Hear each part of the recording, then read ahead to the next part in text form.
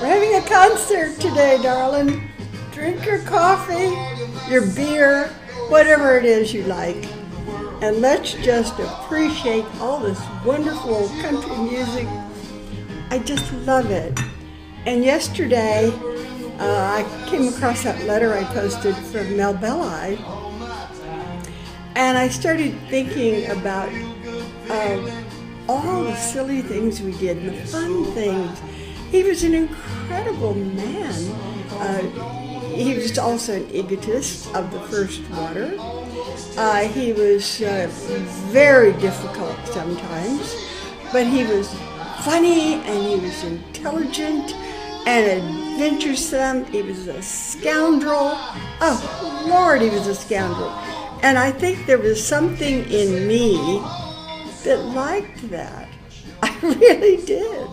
Not when it affected me too much, but anyway, one of the first dates we had, he was giving a speech at, I think, the Masonic Auditorium.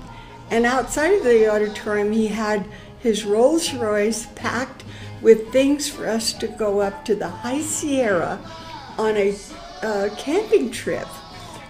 We had pack horses waiting, all kinds of stuff.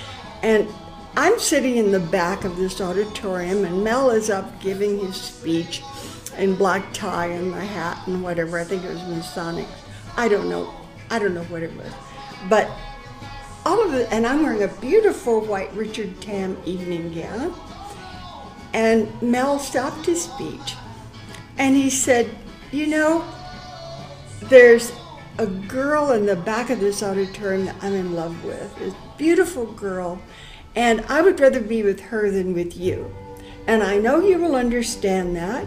And he said it in his inimitable way.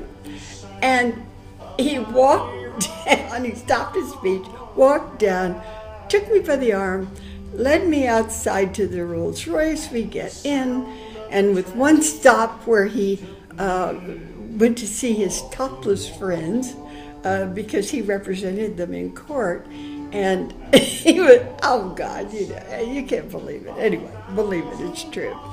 And he came out of this place in North Beach with a great big jar of mimosas, only I didn't know that's what it was. I was so naive, God. I thought it was orange juice. Well, he was drinking orange juice like crazy, and we're going up into the foothills, and the roads up there are very twisty, and oh my God. And he's driving all over the place. He was drunk, and I didn't realize what was happening. And he stopped the car at one point, and he got out, and he pulled in manzanita bushes into the car. And he said, he took the leaves, and he crushed them in his hand, and he said, smell that, smell that. Isn't that wonderful? And, you know, how joyful, how in the moment, drunk or not. I preferred him not drunk. We get up to this cabin where we were to get pack horses, and I walk into the cabin where a woman's cooking breakfast for us, you know, eggs and bacon and all that good stuff. And she looked at me in this white evening gown, and she said, she hardly lifted an eyebrow. She said, guess you want to change. I said, I reckon I do. And so she showed me where to go, and I did. We get on the horses, and we get up into the Sierra. We were going to a lake up there. I wish I could remember the name of that lake. But anyway, Mel stopped next to me on his horse, and he said, Pat, do you feel the energy here? Do you feel the mysticism? And I did, and of course that's what I loved about him. Who else would have noticed that or be in tune with it? Anyway, it's a long story, and I'm not going to go into the whole part. I have to hurry because I only have a few minutes, or it won't upload, I found out. But we get to the lake, and they take the pack horses back, and they put our food up into a tree because of bears, I found out. And we were going to be up there a week. And Mel said to me, "Do you have the matches?" And I said, "Matches? No." He said, "We've got to have matches. We have to have a fire to cook, and we have to have matches." Well, there were no matches. And so Mel said, "Oh, to hell with it." And he got into the lake and he said, "I'm going to show you how to use sand for soap." And I thought, well, okay, go along with it. And all of a sudden he got very quiet and he said, "Shh, shh, shh. There's a fisherman over there." And we looked at each other, "Matches, matches." So we quickly put our clothes on and we go scrambling through the underbrush, and we get over there, and Mel said, "Now, just calm down, just be quiet." And I said, "Get the matches."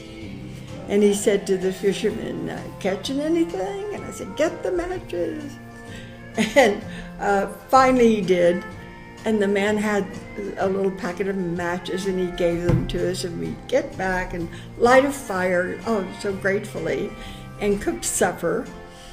And then we get into our sleeping bags to go to sleep. It's quite early, of course. And Mel's snoring right away. And I look out my sleeping bag because I heard a noise, and there were two brown bears going through all the stuff I had left on the ground. And I go like, "What do I do?" And I pushed Mel, punched him in the back, and I said, Mel, there are bears." He said, Where? I said, "There." And he looked out from his sleeping bag and he said, he took a rock and threw it, and then he took another one, threw it, nothing happened, and he put the sleeping bag over his head and he said, "Goddamn bears." And so I said, I didn't say that, but I said, "Oh, okay," and went to sleep. So that's the beginning of my romance. There's nothing like romance, darling. To be continued all the way to Japan and a Shinto wedding ceremony.